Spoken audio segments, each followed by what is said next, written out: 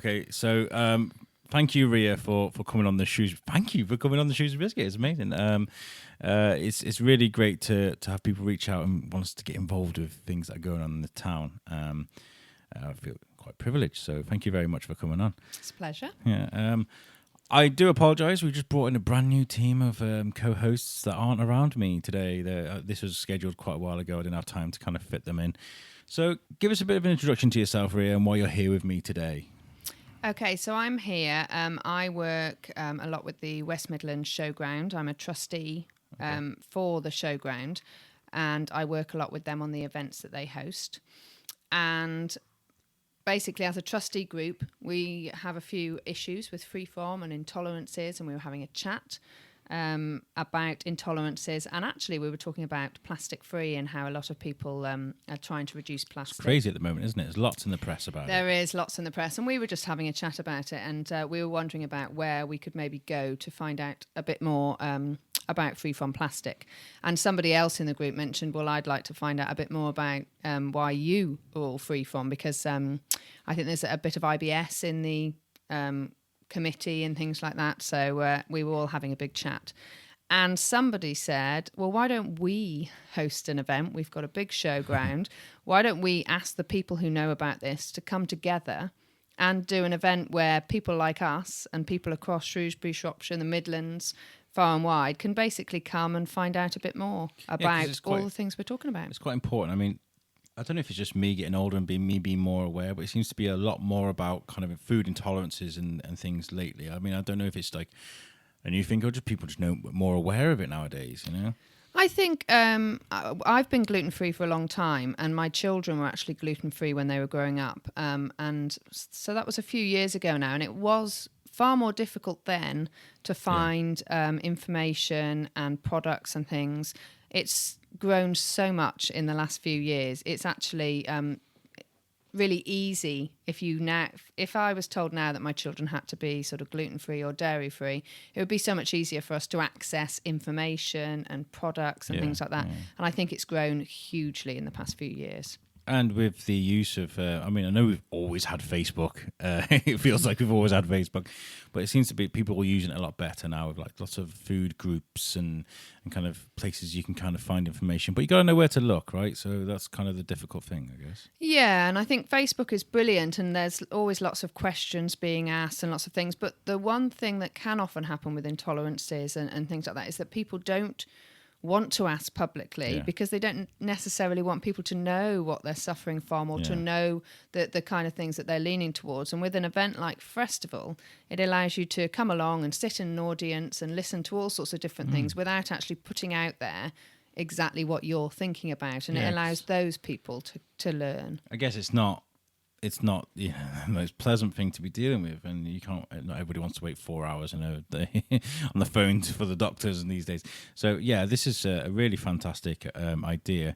What's the response been like? Have you had lots of people kind of getting involved with this? Yeah, we've had an absolutely amazing response from the people involved in free-farm and allergies and intolerances in Shrewsbury. I mean, you know, the chefs that we've got involved have been absolutely fantastic in supporting us. Yeah, we've got a cookery theatre, and they'll be cooking sort of dairy-free, gluten-free. There's a vegan section as well, a chef cooking vegan meals, and they've kind of helped us to shape it along with our speakers, because we've got plastic-free, raw chocolate, all sorts of things happening in this bit. And they have helped us to shape it because they're the people in the know. They've given us advice and they've given us, you know, sort of ideas about what to do with it. And to be honest, the reaction from them has just been fantastic. They're so involved and they're so supportive. It's really great. So when you say chefs, are we talking like local chefs from restaurants, or are we talking TV chefs? So we've got Chris Burt, who is coming to us. He's the head chef at the Mitten and Mermaid. He's fantastic. He's given us a lot of help right from the beginning, and a lot of people know Chris and love watching him cook. So he's brilliant to have in the cookery theatre. We've also got Legina from Legina Masala, who's also well known in Shrewsbury, and she does sort of the vegan cooking and gluten-free cooking, and her sort of spicy cooking is very well known. We've got Richard Fletcher, who's from the Pheasant at Admaston. He does dairy-free cooking. He's doing dairy-free cooking for us, and again, another well-known local chef. But we also have Jenny Tichy coming. So she is a national well-known chef. She's called the Lunchbox Doctor. Ooh. And basically what she does is help parents to put together lunch boxes for their children that are a lot healthier. Oh, that's really handy. Moving away from the kind of, white sandwich, packet of crisps, chocolate Dairy bar. Dunkers. All those amazing Baby Bell, things. chuck Yeah. one of them in. For a family that's dealing with freeform like I was, it's so difficult to put a lunchbox together. And just for a family who wants their kids to be a bit healthier, a bit less sugar, she really helps. So she's travelling to Frestival, and we're really pleased to have her as well. I guess a lot of parents, if they learn how to plan it ahead with their kids' lunch boxes, because I guess a lot of lunch boxes are put together quickly in a panic. What have I got in? Okay, I got this, and some crisps and this. So if you teach people how to plan to, maybe a week ahead to what to buy in, that's a great. Yeah, and it needs to be easy. It needs to be, quick. It needs to be, and parents, especially parents dealing with children with freeform, spend a lot of their time having to plan for those children.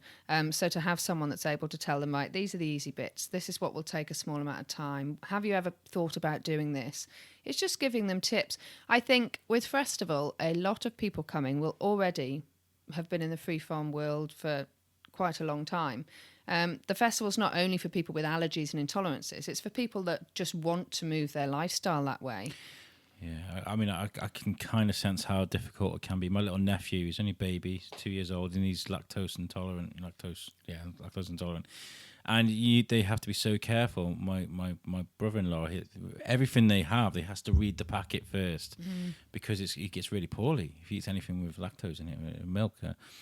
So I bought some yo-yo bears, the little sweets that you can get, fruit slices with, and you have to read them. And, I get it can be really, really difficult, It is difficult, I think, and for families who, everyone's saying nowadays, you should, lessen your sugar.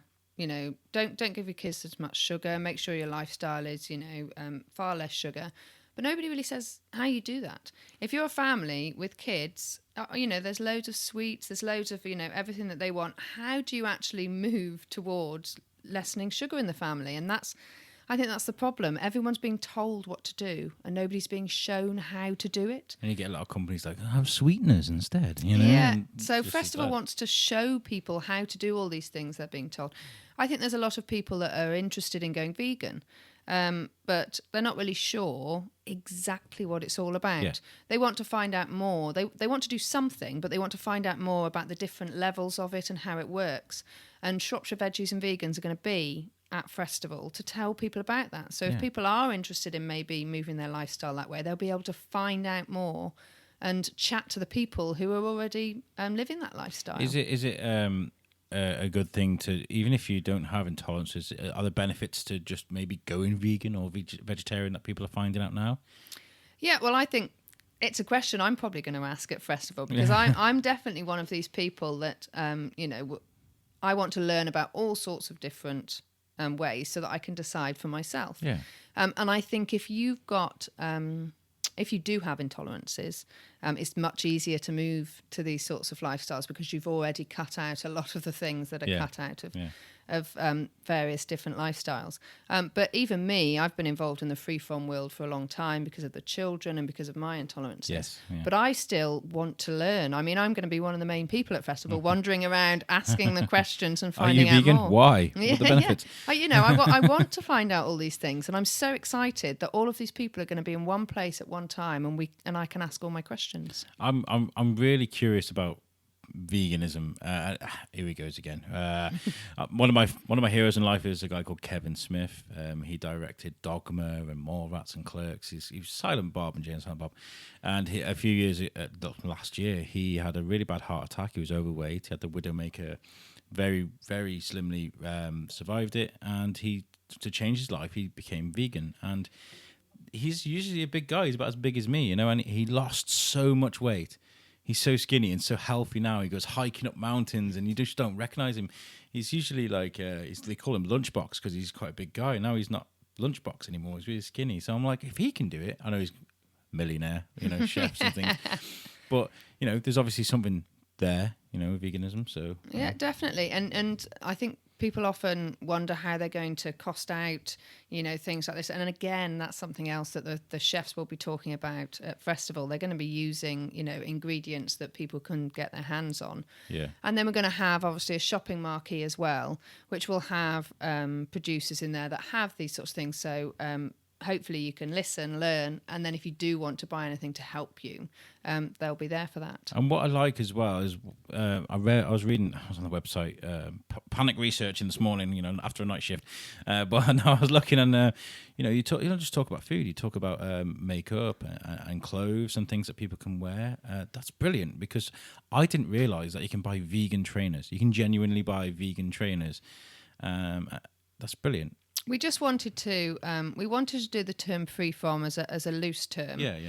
Because the word freeform is used for so much. It is, and the whole reason it came about was because of our conversation about reducing plastic, which isn't actually about food and intolerances thing. It's just sort of grown. So we definitely wanted to have the reducing plastic theme in there.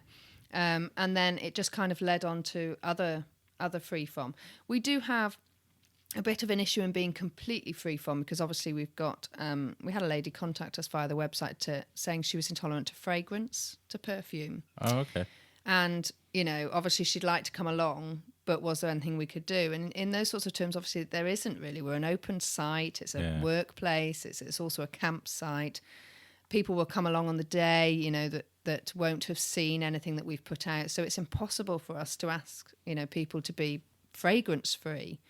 And that's very difficult. So we popped her a message back and said that's not something we can do, but tell us who you wanted to hear, tell us who you wanted to speak to, and we'll contact them, because we're absolutely sure they'll get in touch with you. Well, you're in the right ballpark, aren't you, I suppose? You're around people that are curious and might likely to find out.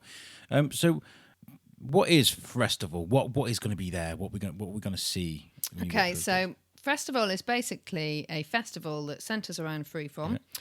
We have a cookery theatre featuring all of our chefs. We have a lecture theatre, which throughout the day will have people talking on different subjects. So as I said, we've got raw chocolate, and it's actually raw chocolate and meditation is one of our speakers. We've got speakers on reducing sugar in the family, and also workshops, so that families who go along can basically find out more after the speaker has been on. We do have a speaker on reducing plastic, so that you can learn a bit more about reducing plastic. Which is very important, very important. And also speaker on allergies and epigenetics, so you can find out a bit more about allergies, because this is, in fact, in our title, it's sort of intolerances and allergy-free and things like that, because we think people with just general allergies will be interested in finding out about any foods that might be able to assist and any sort of other things. So we've got workshops on allergy testing as well. So especially families who have children and they're not sure, they think their child might be allergic to something, they just want to chat to someone about it, we'll have workshops and it's people there. It's a big deal as well. There are a few people that are dangerously allergic to nuts and things like that. Like, how can you tell? What can you go and what can you see, I guess? Yeah. Exactly, yeah. And it's well, there are so many. There are so many intolerances. And when we were welcoming speakers and chefs and things, we just kind of had to go for the main things, because I think it could probably be a week long to find out all the information, about all these things. And we do have a children's area, and our children's area will be freeform technology. Yeah, I like the idea of this. What made you guys think about that? Somebody mentioned it to us. The whole of Frestival has just been about people coming forward and saying, you should do this. And somebody who I was chatting to said, "Oh, you should make your children's own freeform technology." So we had to think about it, and we decided to go really back to basics.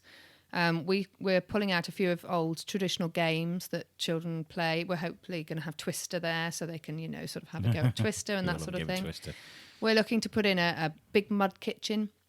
Let the children get dirty, let them make mud pies, take that one right back to basics. And we've also got a straw swimming pool. It's something we have at the county show that's held there. We originally had a maze, and towards the end of the day, the maze always breaks down and becomes a pool of straw, and the children have so much fun in it. So we thought for Frestival we create a swimming pool of straw, and they can just go in and have a fun in it as they want to. A ball pit, but with straw. A ball pit with straw. See, yeah. Lessening plastic use. That's that's where we begin.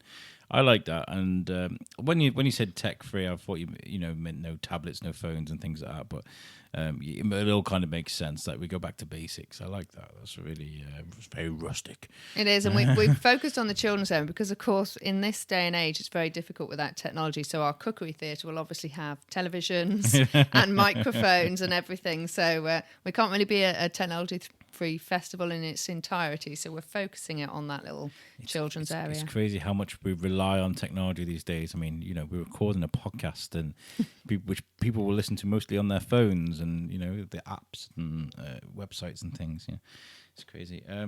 So this is the first year of this festival, yeah? Have you tried any trial runs of this sort of thing? Is there anything similar? So this is our first year. We were originally going to hold it in 2018, but unfortunately it clashed with the royal wedding, and I think it was the FA Cup final, and I think there were a couple of other events. And because we wanted to hit the ground running, we decided not to hold it last year and just to build up towards this year. Yeah. So this year will be its first year, but it's actually been probably about a year and a half in the making. Oh God, that must have been sitting there rocking, thinking about this festival for 18 months. Yeah, and now it seems so close. It's brilliant that it's so close, and we just hope that everybody will turn out to see all these amazing chefs and speakers and things that we have in store. So how many of you guys are sort of sitting there planning this then? Is there quite a few? Is there a big team of you? No, we're a small team. I would say there's probably maybe 5 of us who are organising and completing Frestival. And it's made up of sort of a few people who are employed, but some volunteers as well, which obviously we're extremely grateful for. So let's talk a bit about intolerances, because we've covered a couple of things. I mentioned lactose and things. What kind of things are we looking forward to? Like if somebody's listening now and they're like, I'm not too great with this. What are we going to be looking at? Festival. That's what I was trying to say. There's a bit night shift guys. I get away with that one. So we wanted to try and provide things that would be useful. So in terms of the cookery theatre, if you're gluten free or you're dairy free or you're vegan, what we wanted to provide is something for you to learn about what to cook with. The other lifestyle that we often focus on is paleo. So paleo is, I think it's usually called the Caveman Diet, because basically it's a diet that focuses on meat and nuts and things that you can forage, I suppose. Yeah, I've heard about this. Joe Rogan's mentioned it on his podcast. So it's and we didn't want to exclude any sort of free from area, because paleo is obviously free from things that you can't basically find or forage or that kind of thing. And it's turned into sort of a low carb movement as well. People who want to focus on low carb, paleo is a good diet for them. And CRISPR will be doing sort of some paleo cooking. So if you are basically looking at low carb or the paleo diet, there's also something there for you as well. So this paleo diet, does this literally mean there are people hunting their own food? No. Because I've got this... yeah. No, it's basically... paleo's developed in a similar way to gluten-free, in the fact that a long time ago, maybe if they wanted to be paleo, maybe that's what they might have had to look a bit more into. But nowadays, there are producers and suppliers who create paleo products. So just like gluten-free, it's much easier to follow that lifestyle because of the people are providing for it. Oh, that's brilliant. I learned something new. So it's pretty clear what the objective is here. You want to raise awareness. And give information. Give people what they want to find out. Yeah, and have you had lots of response from people that are coming from far and wide? Are they, Well, as with everything, we have had a good response with our advance tickets, and we've had lots of people contacting us to ask different questions about what's going to be there and what's going to happen. But the showground is an outside site. So what we often find is that people will wait and see what the weather's like. But Frestival is, things are indoors. We've got our marquees and things set up. So we're lucky enough to have such a large site that depending on what the weather's like on the morning, we can move things inside and outside. So if we don't get great weather, it'll be fine because everything will be inside. Is this in the quarry in town? Is it? It's not. It's on the West Midlands Showground site, which is up at Coton Hill. Okay. So it's a 52-acre site. Wow. But this is obviously Frestival's first year, so we're keeping it to part of the showground. But the joyful thing is, if we get a great response and if lots of people turn out, we can grow it for next year because the site is such a large one. Oh, that's brilliant. Do you... okay, so like I said, there seems to be more knowledge about these things now. It seems to be growing. Maybe it's medical advances or I don't know. But do you feel like the industries are kind of keeping up with this, the pace of this thing, like restaurants, supermarkets, things like that? I do. I think they're keeping up much more than I would ever expect because, it's quite a difficult thing. But for Shrewsbury, for example, the range of things available for people in Shrewsbury now, I mean, as I say, I'm gluten-free. And there are not many places that I would go that they wouldn't have a gluten-free menu. And even if they don't have a gluten-free menu, they have someone there who knows all about it. I used to have a problem a few years ago. If I went to a restaurant and I would say that I was gluten-free, people would assume that I was celiac. And obviously celiac is a far more important gluten-free aspect because they need not to eat any gluten at all. And often their food is prepared in different kitchens with different utensils because they can't have gluten anywhere. I'm a bit different because I'm gluten intolerant, not celiac. But when I went to restaurants, people would have to treat me as a celiac because they only had the celiac or the normal. Oh, okay. Nowadays, it's so surprising how many waiters and waitresses and people that I'm talking to will say to me, "Oh, are you celiac or intolerant?" And I just have to reply, "I'm intolerant, so cross-contamination isn't a problem." And the fact that knowledge is there, the fact that the people serving you really know good. to check, are you celiac, are you intolerant, and then can adjust as necessary, is brilliant, not only for people like me, but also for celiacs who I think have a real problem in trusting that people know how serious their condition is. Yeah, I get it. Yeah. They have to, when they speak to people, when they eat in restaurants, they have to trust that those people know how serious it is and are doing everything that they can. So what would happen with someone celiac that had gluten? So it can actually damage sort of their system. So if someone with celiac has gluten, it causes damage to their bodies. Makes them really poorly, look. It makes them really poorly, and damage over a length of time can be extremely dangerous for them.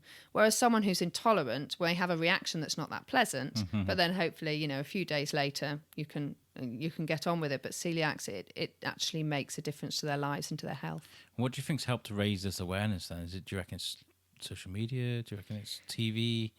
I think possibly it might be social media because it's, like you said, the groups and things that are appearing with people to support each other and things like that. Once you see how many groups there are and how many people are part of those groups, it shows producers and restaurants and supermarkets that the height of it really, and also the easier it gets to follow those sorts of lifestyles, the more people who were on the fence will start following them, and the bigger it gets, and then it just sort of rolls round. Is there a couple of like groups, websites, or companies that spring to mind that people could like take a look at for more? Like if there's like a company that specializes in free from foods that they can quickly Google and find out more. Sorry to put you on the spotlight. Yeah, I'm not sure really because I only know from sort of my experiences. But for me, with gluten, although I'm not celiac UK is where I would go for all of my advice and things like that. And paleo, there's lots of paleo websites. Yeah. And also, the amazing thing is bloggers. If you find a blogger that basically has the intolerance that you have, they provide so much information. Because you have bloggers who are gluten-free, paleo bloggers, vegan bloggers, and just by following these people and their experiences, you learn so much. So I would always say, just go out, find a nice, good blogger who's got the same condition or podcaster, or podcaster, and follow the the lifestyle that you're looking for, and they provide recipes, information, exactly what Frestival's providing, but sort of on their social media. I think there might be. I'm not quite sure, but there is a lady in Shrewsbury that does a podcast actually, and I'm trying to remember her name, and she does like a health eating and well-being podcast. So I'm going to try and find that out and put it on Yeah, our we need Facebook. to speak to her. She's far better than me. She'd be like, oh, Alex just and ahed his way through this after his night shift. Hold on. Let's talk about the schedule you've got, because you've got loads of really interesting talks. I don't know if I've got them written down here. So I've got. It's a good thing you've got them written down. I haven't got them written down on my side. I had to write them in gold Sharpie as well because I couldn't find a pen. How? Oh, it looks brilliant. It's fabulous. So we've got Claire McDonald. She's doing a free from food medicine. Yeah, so it's Claire McDonald Lee. She had basically her family had a lot of intolerances, and she had problems with things like eczema, and her children were suffering quite a bit, and so she turned to food to try and help the things that they were suffering with, and it's really helped her family, and she's managed to change her children's lives. So she founded a company called Leafy. Ooh. Which basically looks to help other families that might be in the same position. And she's coming basically to talk about the sort of changes that she made with food and with lifestyle to help her children, and how she's helped others as well. I like that. She had a problem. She solved the problem for herself and wanted to help others. I like that. I like these people that go out there and do things like me. I don't save anyone though. I just bore them with my podcast. Then we've got Ben Calder, who's doing allergies and kinesiology. Yeah, so Ben is from the Centre of Integral Health, which is based in Shrewsbury Town Centre, and there are a number of therapists there that obviously deal with all sorts of different things, but Ben focuses on lots of different things as well, but one of them is looking at allergies, and we spoke to him because we wanted people at Frestival to be able to have allergy testing and speak about different allergies that they thought they might have, because I think it's very difficult for people who think that they might be allergic to something but they're not sure to find out more information. And so he's going to talk basically about allergies and why our bodies react in certain ways to certain things, and give people more information. If you're intolerant to something, is it the same as an allergy? Is it? No, usually. Now, obviously, I'm not the expert on this, but usually the intolerance may, I suppose, make you poorly in certain ways, like with your digestive system or how you feel. Allergies can do things, directly to your skin as well. So, yeah. I mean, if you've, and also with how your body reacts. So hay fever and sneezing, for example, obviously that's an allergy and it causes your body to do something. And people have problems with things that can spark off asthma and things like that. And I think, like I say, I'm not the expert, but he will be able to explain, much more exactly about maybe the difference between, allergies and intolerances and how they affect our bodies. I'm the innocent noob here. I'm kind of like, oh, what's this? And what does this do? And what's that? So sorry I'm throwing so many questions at you about this. Oh, it's no problem. And then we've got Robin Nugent, who's doing vegan wine and its benefits. He is. I'm very excited about this one. So he's teaming up with Tom Holt from Paso Primero. Paso Primero is a wine that's made in Spain and then brought over here because Tom's actually from Shropshire. His wine is vegan, and him and Robin are basically going to talk about the journey of wine, vegan wine, and also why vegan wine is great for people who aren't vegan.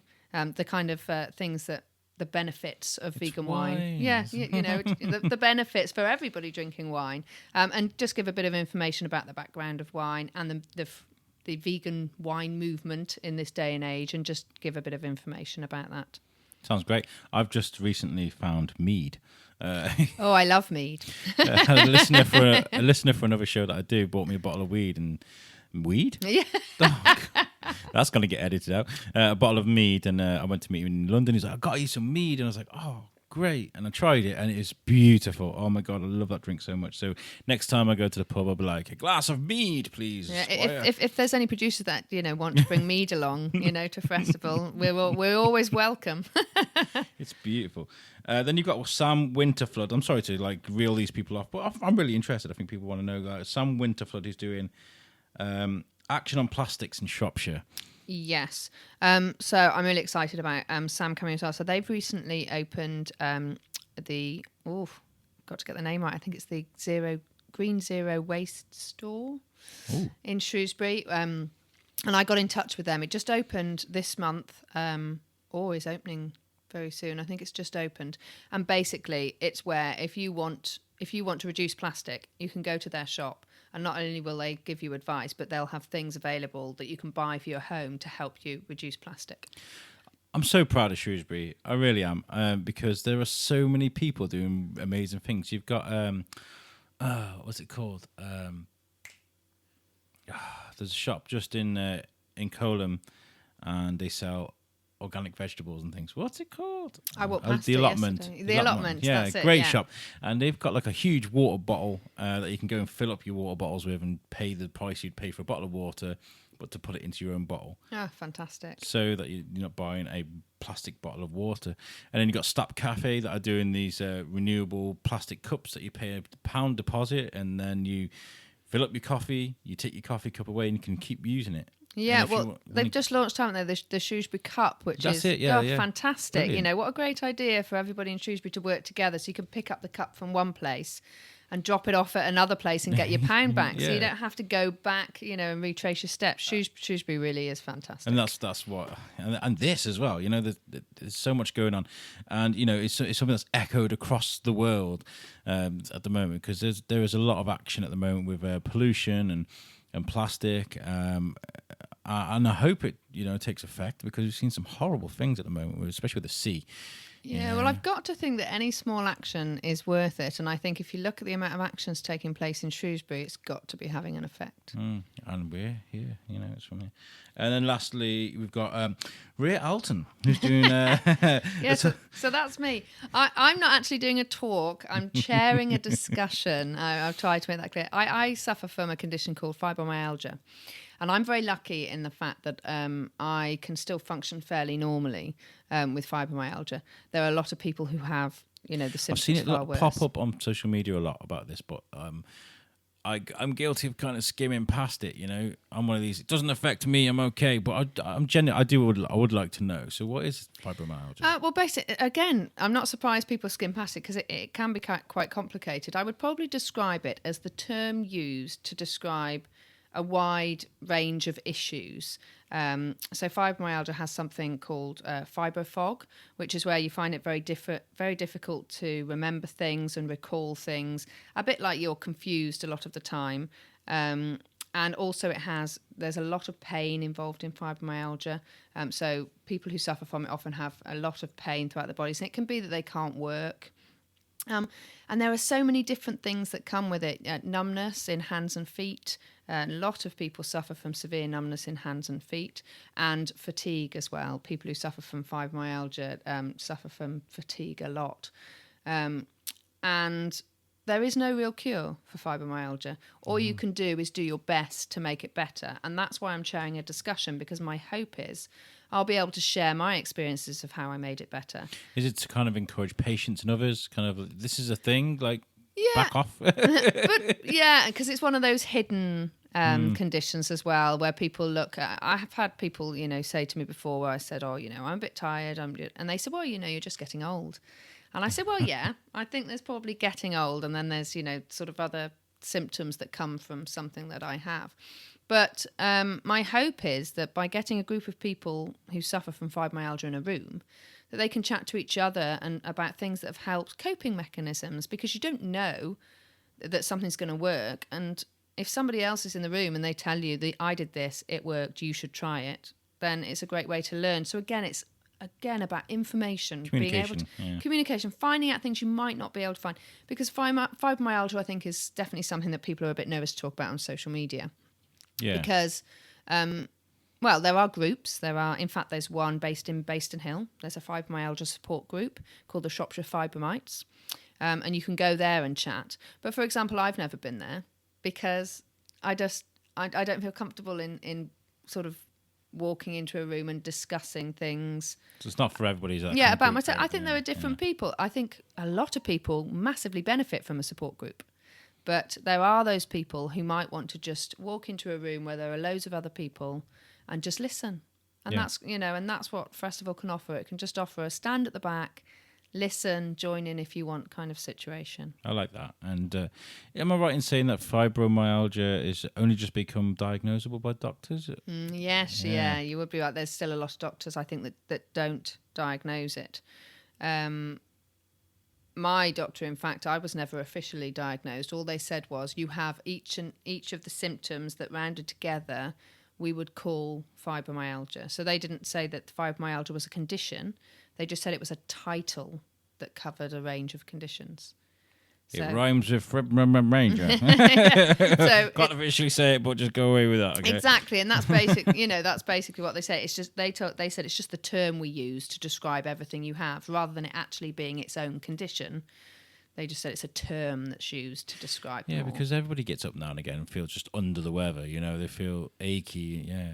Yeah, and I think sometimes it can be confusing because sometimes you do think to yourself, well, maybe I am just tired. But I think when you get a proper bout of fibro, you know the kind of difference. And once you've been to the doctors a few times. And been told, you don't have anything that you think you might have, you realise that everything you're going to the doctor with is actually just a symptom of something you've already got, and you need to stop bugging them because you need to understand that there's nothing they can do about it. And also, as well, it's teaching people to kind of pace themselves. I need to learn this. I need to learn to pace myself because I work far too hard. Like today, I come from a night shift and I want to work on my show, and this is what I keep doing. I do this. I work. This is why I brought people into the team, because I work, and then I hit a wall, bam. And then for 2 days, I'm kind of like, I can't be bothered doing anything. I don't want to talk to anyone. Leave me alone. I don't want to hear a touch or edit a podcast. Yeah. So that's really cool. So when is this happening? Let's talk about the details. Yeah, so Frestival is going to take place on May 18th at the County Showground at Coton Hill. We are opening the gates at 10 o'clock in the morning, and we're going to be closing them around 5 o'clock, but obviously we won't be throwing everyone out. So if people are still having a look around the shopping area or whatnot, we will we'll not throw them out, but around 5 o'clock it'll finish. Okay, and admission price, is there a price to get in? Oh, it's a very good question. So I think at the moment our early bird tickets are still on sale, and they are £6.40. Okay. The price on the gate will be £8 for an adult, but children are completely free. So the 16 and unders, there's no charge for at all. But yeah, I think it's £6.40 for the early bird tickets, and that'll be available until the end of April, possibly a bit longer. So those are available now, and you can get them via Eventbrite. I think it's reasonable. I mean, if you, like you said earlier in the interview, just to be in that environment around people that are suffering symptoms of what like you said, you don't want to talk about it on Facebook. You just want to go and listen. Where else are you going to find such a collective of people that are all talking about this thing on such a vast scale? So, the admission on the door is great. You get to learn all this information. You can sit there with a notebook, you can record it, and you can go home and you can change your life. So I would definitely encourage people to do that. Okay. Now, I have a question. It's a bit awkward. I always ask it at the end of my interviews. I'm really sorry. If you've ever listened to one of my podcasts, you know what's coming. But I'm going to ask you, what does Shrewsbury mean to you? Shrewsbury mean to me? What does Shrewsbury mean to me? I don't know. I think that Shrewsbury is the biggest community that I've known. I feel that when I walk through Shrewsbury, I'll always see someone I know, and they'll always be friendly. And I'm never nervous about speaking to new people because I just know that everyone in Shrewsbury knows each other and is a great community and is also really supportive. So it allows me to take greater risks because I know that Shrewsbury will support me. So to me, Shrewsbury's just my big community. And it's the perfect town for a festival. There's all sorts going on at the moment, and so I'm glad I can give you a voice just to stand out, because there is lots coming, and I think this is really important. So I hope it goes really well. Thank you very much, and thank you very much for having me. No, thank you. I've really enjoyed chatting about this. I've learned loads today. It's been really, really good. So thank you very much, and peace out, guys. Thank you.